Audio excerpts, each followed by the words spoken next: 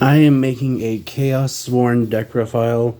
I put this deck back together so that I can make a deck profile of it, and I did a bit more testing with it, and I realized it's not the most consistent, but when it is able to do things, it's able to do things. There are 4 cards still missing for this deck, which I will explain what they are when I get to them. Actually, no, there isn't really when I get to them. It's just I need to add them for the main deck and then swap out from the extra deck. So the extra deck ones, I'll go over those when I get to them. But starting off with the Lightsworn part of the main deck, I play 1 copy of Minerva Lightsworn Maiden and 2 copies of Lumina Lightsworn Summoner. The only effect with Minerva in the main deck is that when it's sent to the grave, you send the top card of your deck to your grave. And then Lumina lets you discard a card, target a level 4 lower Lightsworn grave, special summon it. And then during the end phase, you send the top, 3 cards? You send the top 3 cards of your deck to the grave. Then I play 2 copies of Fearless Lightsworn Archer. Fearless can only be special summoned when sent from deck to grave by a monster effect, but you can tribute it, target one monster opponent controls, destroy it, and if you do, send the top 3 cards of your deck to the grave. Then I play 1 copy of Perform Mage Trick Clown. Trick Clown has the effect of once per turn when it's sent to the graveyard. You can pay 1,000 life points, special summon it from your graveyard, but its attack and defense becomes 0. It's just good as a decent extender. Then I play 1 copy of Lila, Lightsworn Sorceress. Lila has the effect of once per turn you can change it to the defense position, target a spell trap your opponent controls, destroy it, and then during your end phase you can send the top 3 cards of your deck to the grave. Just gonna make sure that's all it does.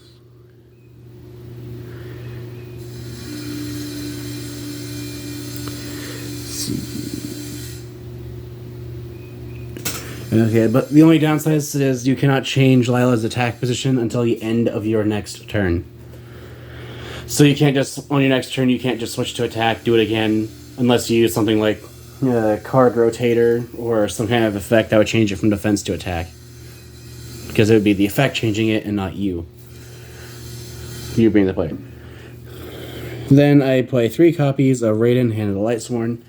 Raiden has the effect of once per turn, you can send top 2 cards of your deck to the graveyard, and if at least one is a Lightsworn monster, Raiden gains 200 attack until the end of the turn, and during the end phase, you send the top 2 cards of your deck to the grave.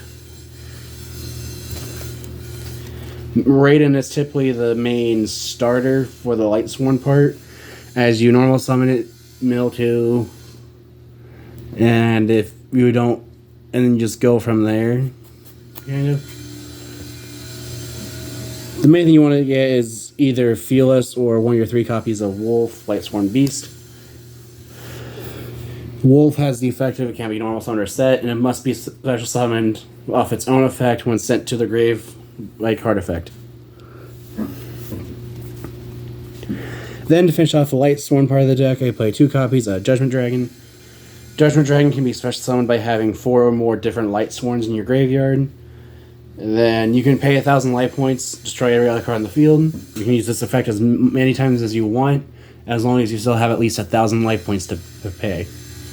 So as long as you have more than 1,000 life points, you can just keep using the effect. And then at the end of the turn, you send the top 4 cards of your deck to grave. Then for the Chaos part, I play 2 copies of Chaos, or Core of Chaos. Core of Chaos has the effect of it cannot be normal summoned or set, it must be special summoned. Or must be special summoned. If this face-up card would leave the field, you banish it instead. You can only use each of the following effects of Core of Chaos. I keep wanting to say Chaos Core, but that's something completely different.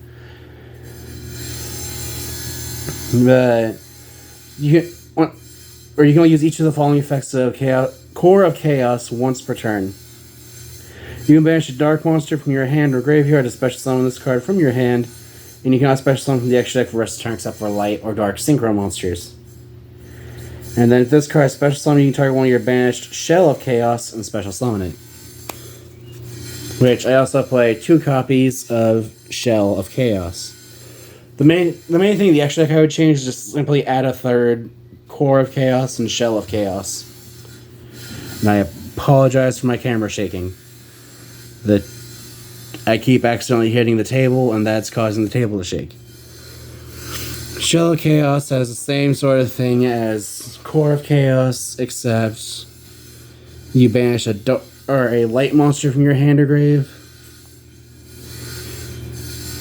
and then you're locked into light or dark synchros in the extra for a turn. And then if it's special summoned, you can target one of your banished Core of Chaos and summon it. So the two are meant to summon each other, and if I remember correctly, yeah, Core of Chaos is a tuner. So you're supposed to banish Core of Chaos or Shell of Chaos, summon the other, summon the banished one back, and then make Chaos Beast. Then I play 3 copies of Chaos Switch. Chaos Switch has the effect of you contribute it to special summon 2 Dark Beast tokens, level 2 Dark Fiend tuners. Level 2 Dark Fiend monsters with 1,000 attack and 500 defense. And then if it's banished, you can special summon 2... What was it? Light Beast? You can special summon 2 Light Beast tokens as level 2... Yeah, level 2 Fairy tuners that are light with, well, I'm guessing the opposite. Yeah, 500 attack and 1,000 defense. And then... if you use either effect, you're locked into light or dark synchro monsters for the rest of the turn. That's the one thing I like about this, is that if you do the chaos stuff after you do Lightsworn stuff, then it's perfectly fine. Which, your entire extra deck is light or dark synchros with an exception to... Next, I play 3 copies of Chaos Mirage Dragon. Chaos Mirage Dragon has the effect of... you can target one banished light or dark monster, special summon it to your field, but negates effects. Also, for the rest of this turn, you can't special summon monsters from the extra except light or dark synchro monsters. If this card is sent to the graveyard synchro material, you can target cards your opponent controls up to the number of other monsters used for a synchro summon. Banish them. You can only use this effect on Chaos Mirage Dragon once per turn. So what I would do with this is I would, if I have this and Chaos Witch in play, I would tribute the Chaos Witch, get the 2 Dark tokens, tune Chaos Mirage Dragon with the 2 tokens, summon a level 8 Synchro, and then Chaos Mirage Dragon will target 2 cards your opponent controls and banish them. Then I play 3 copies of the Chaos Creator. The Chaos Creator has the effect of it cannot be normal summoned or set. It must first be special summoned by banishing a light and dark from your grave. And then, once, if it was special summoned from your hand, then you can activate its effect, target 3 of your banished monsters, summon one of them, put the other 2 at the bottom of your deck. And you can only use this effect of the Chaos Creator once per turn. Then to finish off the Chaos monsters, I play 2 copies of Chaos Nephthys. Chaos Nephthys is only in this deck because of how the deck functions with the Lightsworn part. As if a card on your field is destroyed by card effect, you can banish a light and dark monster from your graveyard, a special summon this card from your graveyard. I want to say it can also be special summon from hand. Yeah, you can summon it from your graveyard or hand. And then if it's special summon, you can target 1 card your opponent controls and 2 cards in their graveyard and banish them. And I believe you will use each effect of Chaos Nephthys once per turn. So yeah, once per turn and everything. Moving on to these spells. The main deck at the moment is 30 monsters and 10 spells. If we had to change, it would be 32 monsters and 10 spells. And the last 2 are literally just being Chaos, a 3rd Chaos Core and 3rd Chaos Shell. There's Shell of Chaos and Core of Chaos. I keep saying Chaos Core, but that's Sacred Beast related. Then I play 1 copy of Reinforcing the Army. This just adds Raiden, Hand of the Lightsworn. 3 copies of Charge of the Light Brigade. This just mills the top 3 cards of your deck, then you add a Lightsworn. You got a level 4 or lower Lightsworn monster from your deck to your hand. Typically this will add a Raiden. Though I have had times where I've activated it, milled 2 of my Raidens when I already had the 3rd one in hand or something like that. And I had to add something else, which usually if you can't add Raiden, you want to add Lumina. If you can't add Lumina, then Lila. Then I play 3 copies of Solar Recharge. Solar Recharge has the effect of you discard a Lightsworn monster, draw 2 cards, and then mill 2. This card's often hit or miss for me, as I either draw the cards I need, draw and mill the cards I need, or I will draw the cards I wanted to mill and mill the cards I wanted to draw. It's never in between where, oh hey, this card I drew was useful, and this one card I sent to the grave was also useful. It's never that. Then, to finish off the main deck, I play 3 copies of Chaos Space. Chaos Space lets you discard a light or dark monster to add a level, 4 or higher. Send a light or dark monster from your hand to the graveyard to then add a level 4 or higher light or dark monster, whichever was the opposite of what you sent. So if you send a light monster, you add a dark. Send a dark, you add a light. The monster that cannot be normal summoned or set. And then if this card's in the graveyard, oh my bad, you add a light or dark that's level is 4 to 8. But while it's in the graveyard, you can banish it, target a light or dark monster that is banished that includes the text of cannot be normal summoned or set. Or, I am butchering this card's grave effect, I am sorry. You banish it, target a monster that cannot be normal summoned or set that's banished, or that's in your banished pile. Put it on the bottom of the deck, and if you do, draw 1 card. You can only use each effect of Chaos Space once per turn. And that is it for the main deck. Getting on to the extra deck, which the extra deck, the only thing I would add is add 2 Chaos Angels, and I would go over what I would replace with the 2 Chaos Angels once I get to them. I think there are 3 cards in the extra deck I would change, because another one will be Sword Soul Supreme Sovereign Changing. But for the extra deck, I play 2 copies of Minerva, the Exalted Lightsworn. I would play 3, but I only have 2, so I'm playing 2. But Minerva's effect is you can detach a material, send the top 3 cards of your deck to the grave, and then for each Lightsworn monster that was sent, you draw 1 card. And if it is destroyed, you can then send the top 3 cards of your deck to the grave. For each Lightsworn each Lightsworn monster that was sent, you get to destroy 1 card your opponent controls. Then I play 3 copies of Chaos Beast. Chaos Beast has the effect of if any card cards have been banished this turn, it gains 1,000 attack. You can only use each of the following effects of Chaos Beast once per turn. Where you can target one of your banished light or dark monsters, add to your hand. And then during your main phase, except the turn this card was sent to the graveyard, you can banish a light and dark monster from your graveyard, especially summon this card from your hand. Or from your graveyard. I can't word. Word's hard.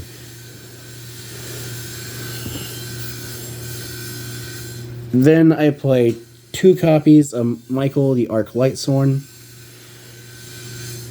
Michael has the effect of once per turn you can pay 1,000 life points, target 1 card your opponent controls, and banish it.